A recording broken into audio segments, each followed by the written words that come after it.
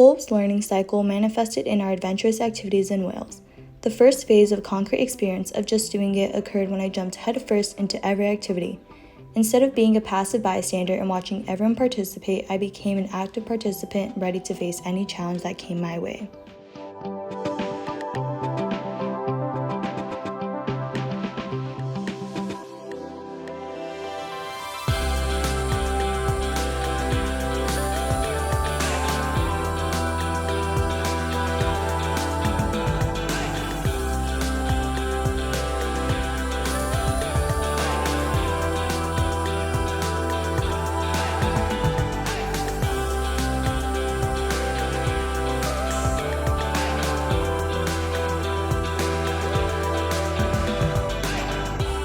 What are your thoughts on the view?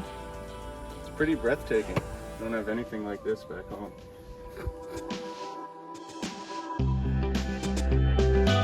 We made it. Describe the hike to me. I'm dead. Worth it. Yes. It looks unreal. The first instance where Kolb's learning cycle occurred was when we summited the first peak, Pen y Fan. We all did not know what to expect, but as we were climbing up that peak, we just wanted to get to the top.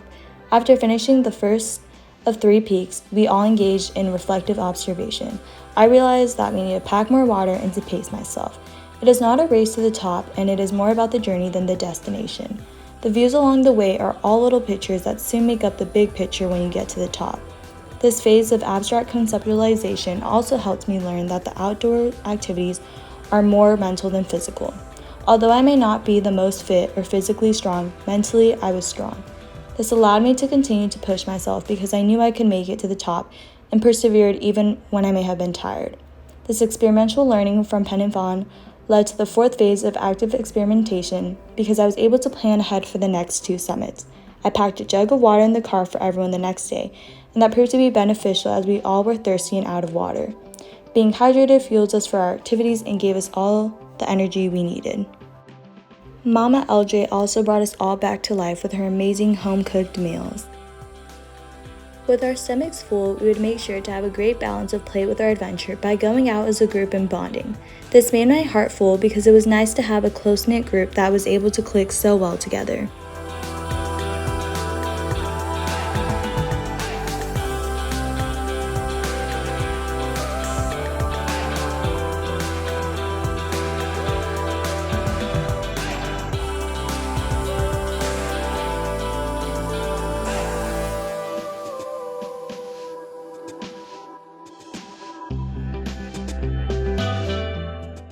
During our extra long Gower Peninsula hike, we all got some concrete experience of scrambling, which gave me a sneak peek of what was to come as I learned how to tie the ropes, tighten the carabiner, and move the carabiner.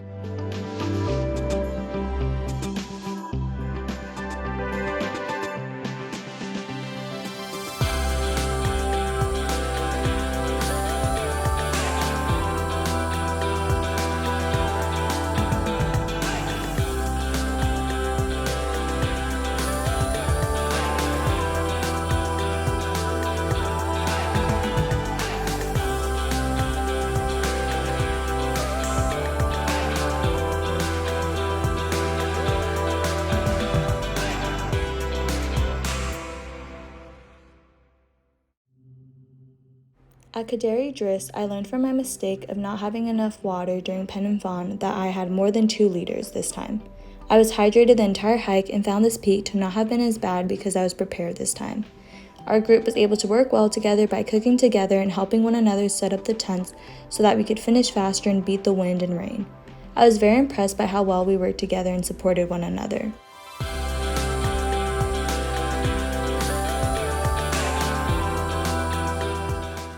How was your overnight camping experience?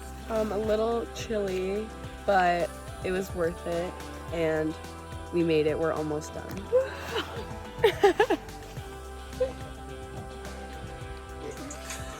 This one's good. The rest of y'all was good too.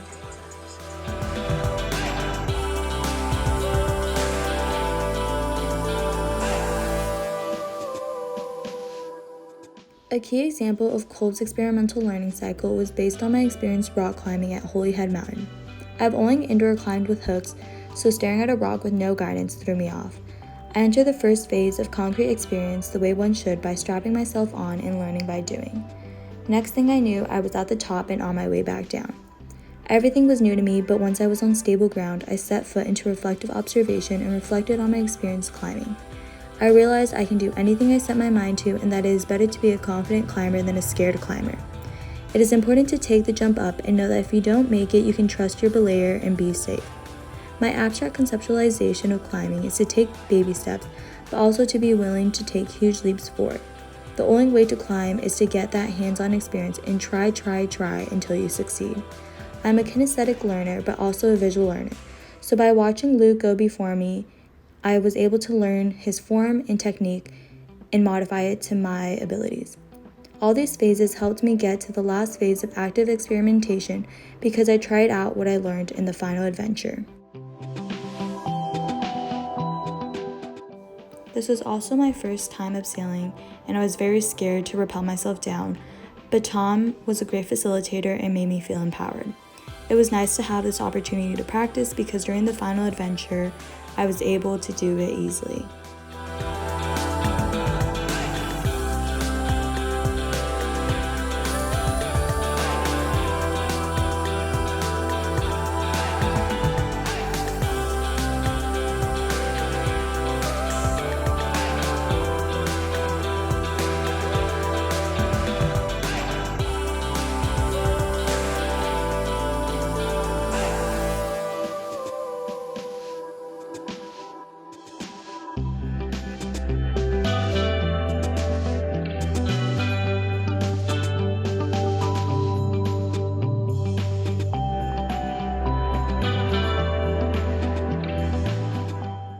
The final peak of Mount Snowdon was surprisingly the easiest of all because I learned from the past two other peaks. Although Snowdon is the highest peak in Wales and England, Pen y Fan and Cadair Idris set the foundation for this hike. I had learned from experience and kept a great pace, which allowed me and the others to make it to the top successfully.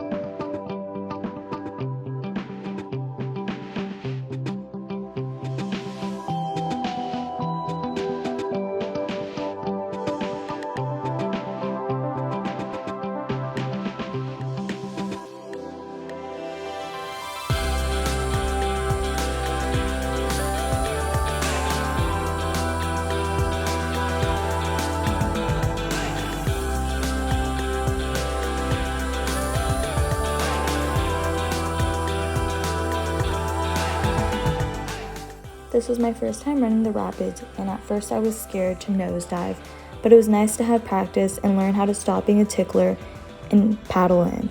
Although I did a couple 360s and became discouraged many times, I was able to get back on my feet and take the next rapid.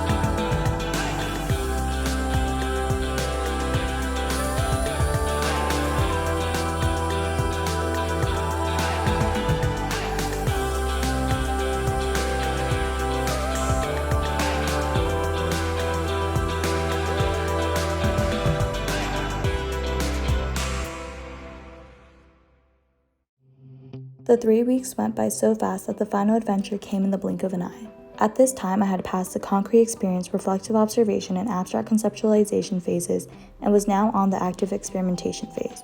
All of our previous activities were combined in the span of an hour and 44 minutes. Because we had the hands-on experience and learned by doing, we were able to beat the record for the final adventure as a team.